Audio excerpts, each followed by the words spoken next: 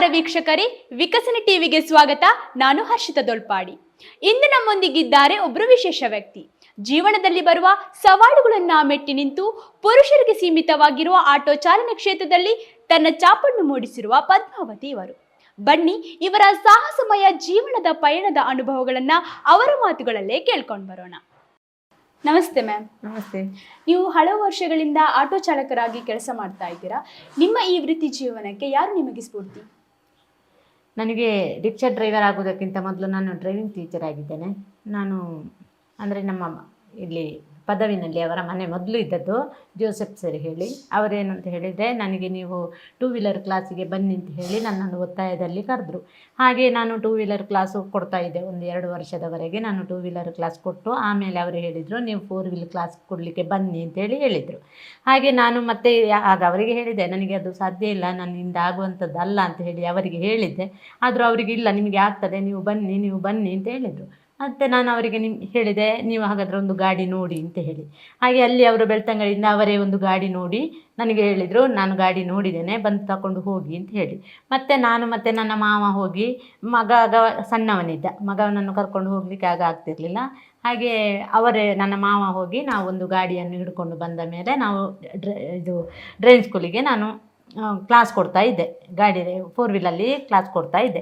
ಹಾಗೆ ಕ್ಲಾಸ್ ಕೊಟ್ಟು ಸ್ವಲ್ಪ ಟೈಮ್ ಆದಾಗ ನನಗೆ ಆಯಿತು, ಈಗ ಆಫೀಸಲ್ಲಿ ಎಲ್ಲ ನಾವು ಸುಮ್ಮನೆ ಫ್ರೀ ಟೈಮಲ್ಲಿ ಇರ್ತಿದ್ದೆವು.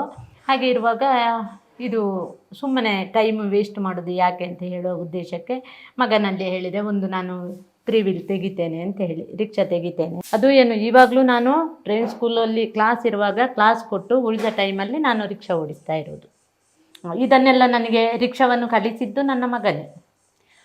ನೀವು ಆಟೋ ಚಾಲಕರಾಗಿ ಎದುರಿಸಿದಂಥ ಸಮಸ್ಯೆಗಳು ಯಾವುದ್ಯಾವು?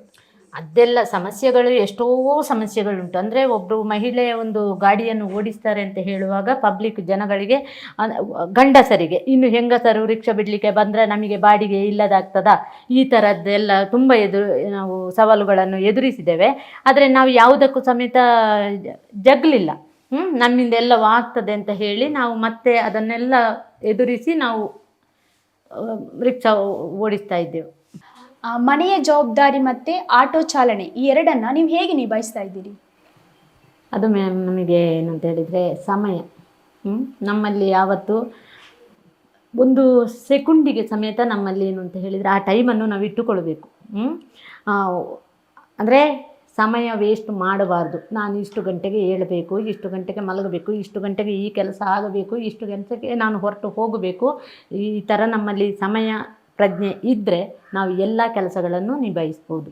ನನಗೆ ಹಾಗೆ, ನಾನು ಇಷ್ಟು ಗಂಟೆಗೆ ಏಳಬೇಕು, 5 ಗಂಟೆಗೆ ಏಳಬೇಕು, 5 ಗಂಟೆಗೆ ಏಳಬೇಕು. ತೋಟಕ್ಕೆ ನೀರು ಬಿಡಬೇಕು. ಎಷ್ಟು 6-6:30 ಗಂಟೆ ತನಕ ತೋಟಕ್ಕೆ ನೀರು ಬಿಡಬೇಕು. ಆಮೇಲೆ ಇಲ್ಲಿ ಬಂದು ಚಾಯ ತಿಂಡಿ ಇದೆಲ್ಲ ಮಾಡಬೇಕು, ಮನೆ ಕೆಲಸಗಳನ್ನೆಲ್ಲ ಮಾಡಬೇಕು.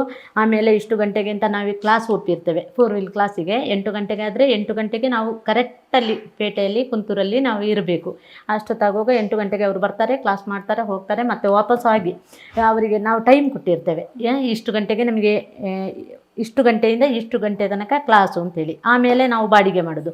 ಆಮೇಲೆ ಬಾಡಿಗೆ ಮಾಡಿ ಆಮೇಲೆ ಒಂದು 4:15 ಗಂಟೆಗೆ ಈಗ ಮನೆಗೆ ಬರ್ತೇನೆ. 4:15 ಗಂಟೆಗೆ ಮನೆಗೆ ಬಂದು ವಾಪಸ್ ತೋಟದ್ದು ಕೆಲಸ ಎಲ್ಲ ಇರ್ತದೆ ನನಗೆ.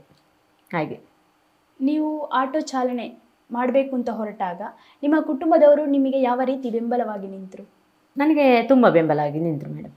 ನನಗೆ ಇಲ್ಲಿ ಮನೆಯವರು ತುಂಬ ಪ್ರೋತ್ಸಾಹ ಕೊಟ್ಟಿದ್ದಾರೆ. ನನ್ನ ಗಂಡ ಎಲ್ಲ ಏನು ಅಂತ ಹೇಳಿದರೆ, ಎಲ್ಲ ಯಾವುದೇ ಕೆಲಸಗಳು ಅತಿ ಮೀರ ಕೆಲಸಗಳು ಬಾಕಿ ಆದರೆ ಅದು ನಾನು ಮಾಡ್ತೇನೆ, ನೀನು ಹೋಗು, ನೀನು ಡ್ಯೂಟಿ ಮಾಡಿ ಬಾ, ಈ ಥರ ನನಗೆ ಕಳಿಸಿ. ನನಗೆ ಒಳ್ಳೆ ಮನೆಯಲ್ಲೆಲ್ಲ ಮಕ್ಕಳದ್ದು ನನ್ನ ಹಸ್ಬೆಂಡಿದ್ದು ಎಲ್ಲ ತುಂಬ ಪ್ರೋತ್ಸಾಹ ಸಿಕ್ಕಿದೆ. ಆಮೇಲೆ ಅದಕ್ಕಿಂತ ಮತ್ತೊಂದು ವಿಶೇಷ ಏನು ಅಂತ ಹೇಳಿದರೆ, ನಾನು ಫಸ್ಟಿಗೆ ರಿಕ್ಷಾ ತೆಗಿತ್ತು ಅಂದರೆ ಇವಾಗ ಪುತ್ತೂರು ತಾಲೂಕಾದ ಅಲ್ಲ, ಕಡಬ ತಾಲೂಕಾದ್ದು. ಮೊದಲು ನಮ್ಮದು ಪುತ್ತೂರು ತಾಲೂಕಲ್ಲಿ ಇದ್ದದ್ದು. ಪುತ್ತೂರು ತಾಲೂಕಲ್ಲಿ ಪ್ರಥಮ ಆಟೋ ಚಾಲಕಿಯಾಗಿ ನಾನೇ ಬಂದದ್ದು. ಆಯಿತಾ. ಹಾಗೆ ಫಸ್ಟಿಗೆ ನಾನು ಬರುವಾಗ, ನಾವು ಪುತ್ತೂರೆಲ್ಲ ಬಾಡಿಗೆ ಹೋಗ್ತಾ ಇರುವಾಗ ಮೇಲೆ ಮಾಳಿಗೆಯಿಂದ ಇದ್ದವರು ಎಲ್ಲ ಕೆಳಗೆ ಇಳಿದು ನೋಡಲಿಕ್ಕೆ ಅಂತೇಳಿ ಬರ್ತಿದ್ರು. ನನಗೊಂಥರ ಶೇಮ್ ಆಗ್ತಿತ್ತು, ಮನಸ್ಸಿನೊಳಗೆ ನನಗೊಂಥರ ಶೇಮ್ ಆಗ್ತಿತ್ತು. ಹೀಗೆ ನೋಡಲಿಕ್ಕೆ ಬರ್ತಾರಲ್ಲ ಅಂಥೇಳಿ ನಾನು ಮತ್ತೆ ಕ್ಯಾರ್ ಮಾಡ್ತಿರ್ಲಿಲ್ಲ. ನಾನು ನನ್ನಷ್ಟಕ್ಕೆ ನಾನು ಹೋಗಿ, ಈಗಂದರೆ ಎಲ್ಲರೂ ಎಲ್ಲ ಕಡೆ ಬಂದಿದ್ದಾರೆ. ಈಗ ಮಹಿಳೆಯರೆಲ್ಲ ಈಗ ಪುತ್ತೂರಲ್ಲಿ ಅವತ್ತೆಲ್ಲ ಇದ್ದರು, ಮತ್ತು ಈಗ ಪಂದ್ಯದಲ್ಲಿದ್ದಾರೆ, ಎಲ್ಲ ಕಡೆ ಮಹಿಳೆಯರು ಎಲ್ಲ ಬಂದಿದ್ದಾರೆ, ತೊಂದರೆ ಇಲ್ಲ. ತುಂಬ ಲೇಡೀಸ್ ಈಗ ಇದ್ದಾರೆ. ಮಹಿಳೆ ಆಟೋ ಓಡಿಸ್ತೇನಂತ ಹೇಳುವಾಗ ಸಮಾಜ ಪ್ರೋತ್ಸಾಹ ನೀಡ್ತದೆ, ಆದರೆ ಇನ್ನೊಂದು ಕಡೆ ಅವಳನ್ನು ನೋಡುವ ದೃಷ್ಟಿಕೋನವೇ ಬೇರೆಯಾಗಿರ್ತದೆ. ಈ ಒಂದು ಸಮಸ್ಯೆಯನ್ನು ನೀವು ಹೇಗೆ ಎದುರಿಸಿದ್ರಿ? ಮೇಡಮ್, ನಾವು ಸಮಾಜ ಏನು ಹೇಳ್ತದೆ ಅಂತ ಹೇಳಿ ಅದು ನಾವು ಕೇಳಲಿಕ್ಕಿಲ್ಲ. ನಾವು ಹೇಗಿರಬೇಕು ಅಂತ ಅದು ಮುಖ್ಯ. ನಾನು ಸರಿ ಇದ್ದರೆ ಸಮಾಜವೇ ಸರಿ ಇರ್ತದೆ. ನಮಗೆ ಹೊರಗಿನ ಜನಗಳಿಗೆ ಹೆದರಿ ನಾವು ಬದುಕಬೇಕು ಅಂತ ಏನಿಲ್ಲ. ನಾವು ದುಡಿತೇವೆ, ನಾವು ಬದುಕ್ತೇವೆ. ಮ್ಯಾಮ್, ನೀವು ಆಟೋ ಚಾಲನೆ ಕ್ಷೇತ್ರವನ್ನು ಯಾಕೆ ಆಯ್ಕೆ ಮಾಡ್ಕೊಂಡ್ರಿ?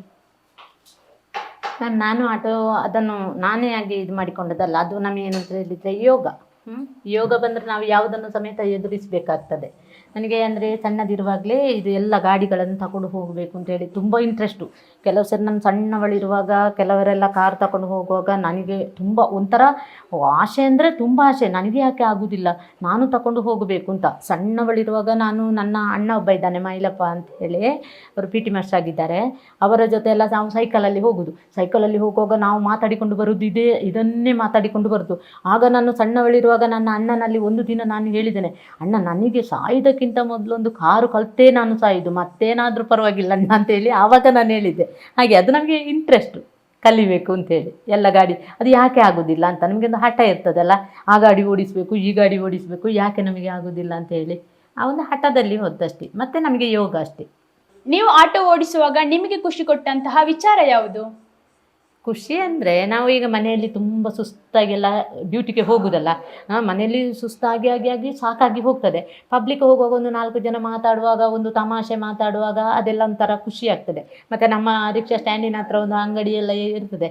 ನಮಗೆ ಜಾಸ್ತಿಯಲ್ಲಿ ಸುಸ್ತಾಯಿತು ಏನಾದರೂ ಆಯಿತು ಅಂತ ಹೇಳಿದರೆ ಸೀದಾ ಅಂಗಡಿಗೆ ಹೋಗೋದು. ಅಂಗಡಿಗೆ ಹೋಗಿ ಅಂಗಡಿ ಹತ್ರ ಕೇಳೋದು, ಅದು ಕೊಡು ಇದು ಕೊಡು ಅಂತೇಳಿ ಅವನು ಸ್ವಲ್ಪ ಸ್ವಲ್ಪ ನಮಗೆ ಕೊಡೋದು. ಆಯಿತು, ಅದೆಲ್ಲ ಒಂಥರ ಖುಷಿ ಆಗ್ತದೆ. ಮತ್ತು ಎಲ್ಲರ ಹತ್ರ ಮಾತಾಡುವುದು, ತುಂಬ ಜನ ಬಂದುಕೊಂಡು ಹಾಯ್ ಎಂತೆಲ್ಲ ಹೇಳುವಾಗ ಅದೊಂಥರ ಖುಷಿ ಆಗ್ತದೆ, ತುಂಬ ಖುಷಿ. ಮನೆಯಲ್ಲಿರುವುದಕ್ಕಿಂತ ಪಬ್ಲಿಕಲ್ಲಿ ಇರುವುದು ಎಷ್ಟೋ ಖುಷಿ ಆಗ್ತದೆ. ನೀವು ಆಟೋ ಓಡಿಸ್ಲಿಕ್ಕೆ ಶುರು ಮಾಡಿದ ಮೇಲೆ ನಿಮ್ಮಲ್ಲಿ ಆದಂಥ ಬದಲಾವಣೆ ಯಾವ್ಯಾವು? ಬದಲಾವಣೆ ತುಂಬ ಆಗಿದೆ ಮೇಡಮ್.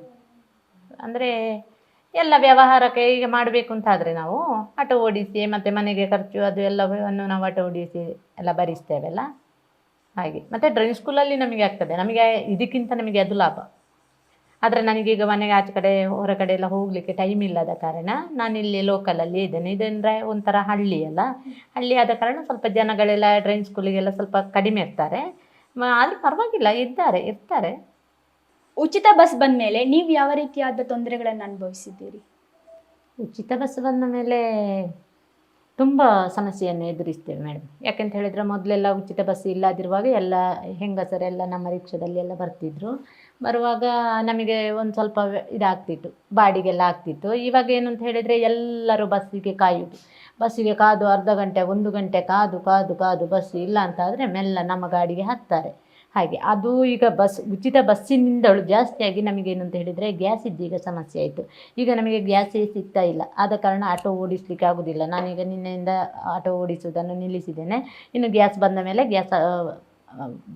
ಮೇಲೆ ಗ್ಯಾಸ್ ತುಂಬಿಸಿ ಮತ್ತೆ ಆಟೋ ಓಡಿಸಬೇಕಷ್ಟೆ. ಹಾಗೆ ವರ್ಷದಲ್ಲಿ ಒಂದೊಂದು ಸಮಸ್ಯೆಗಳು ಬರ್ತಾ ಇರ್ತವೆ. ಈಗ ಉಚಿತ ಬಸ್ ಉಂಟು ಅಂತ ಈಗ ಸಿದ್ದರಾಮಯ್ಯನವರ ಬಸ್ ಬಿಡುಗಡೆ ಮಾಡಿದ ಮೇಲೆ ನಮಗೆ ತುಂಬ ಲಾಸ್ ಆಗಿದೆ. ಇನ್ನು ಅವರದ್ದು ಒಂದು 5 ವರ್ಷ ಅವಧಿ ಮುಗಿಯುವಾಗ ಮತ್ತೆ ವಾಪಸ್ ಸರಿ ಬರ್ಬೋದು ಅಂತ ಹೇಳುವಾಗ ಈಗ ಗ್ಯಾಸ್ ಇದ್ದು ಸಮಸ್ಯೆ ಬಂತಲ್ಲ. ಹಾಗೆ ನಿಮ್ಮ ಈ ಕ್ಷೇತ್ರಕ್ಕೆ ದೊರೆತಂಥ ಪ್ರಶಸ್ತಿಗಳು ಯಾವ್ಯಾವುದು? ಪ್ರಶಸ್ತಿ ನನಗೆ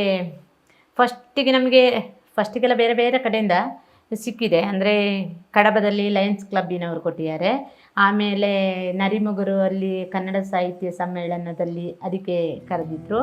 ಆಮೇಲೆ ಪುತ್ತೂರಲ್ಲಿ ರೋಟರಿ ಕ್ಲಬ್ಬಿನವರು, ಆಮೇಲೆ ಬೇರೆ ಬೇರೆ ಸಂಘ ಸಂಸ್ಥೆಯವರೆಲ್ಲ ನನ್ನನ್ನು ಕರೆದು ಸನ್ಮಾನ ಮಾಡಿದ್ದಾರೆ.